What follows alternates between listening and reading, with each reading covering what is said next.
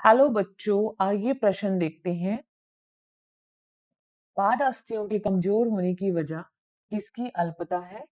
तो देखो, पहला विकल्प है विटामिन ए, दूसरा है विटामिन बी, तीसरा है विटामिन सी और चौथा है विटामिन डी, जिसे कैल्सिफेरॉल भी कहते हैं।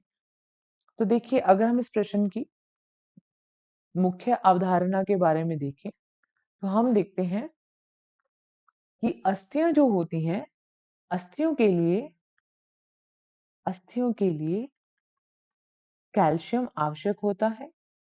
कैल्शियम, जिसका प्रतीक क्या है, Ca से लिखते हैं। ठीक है।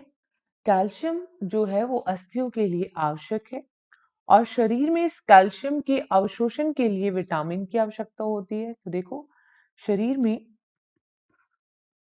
कैल्शियम के अवशोषण के लिए कैल्शियम के अवशोषण के लिए विटामिन की आवश्यकता है।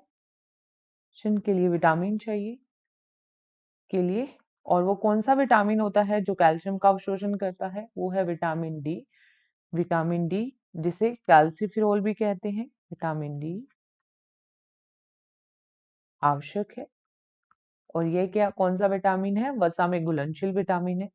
अब देखो, अगर विटामिन डी की कमी हो जाए, विटामिन डी की कमी होने से विटामिन डी की कमी हो जाती है तो उससे रिकेट्स रोग हो जाता है, जिसमें हड्डियां या अस्थियां मुड़ने लगती हैं, क्योंकि कैल्शियम का अवशोषण नहीं हो पाता, जिससे अस्थियां कमजोर हो जाएंगी। तो देखो, विटामिन ए, बी और सी की कमी से अस्थियां कमजोर नहीं होती, बल्कि विटामिन डी की कमी से ही अस्थियां कमजोर हो जाती है और रिकेट्स रोग हो जाता है। तो इस प्रश्न का जो सही विकल्प जाएगा वो जाएगा केवल चौथा या डी।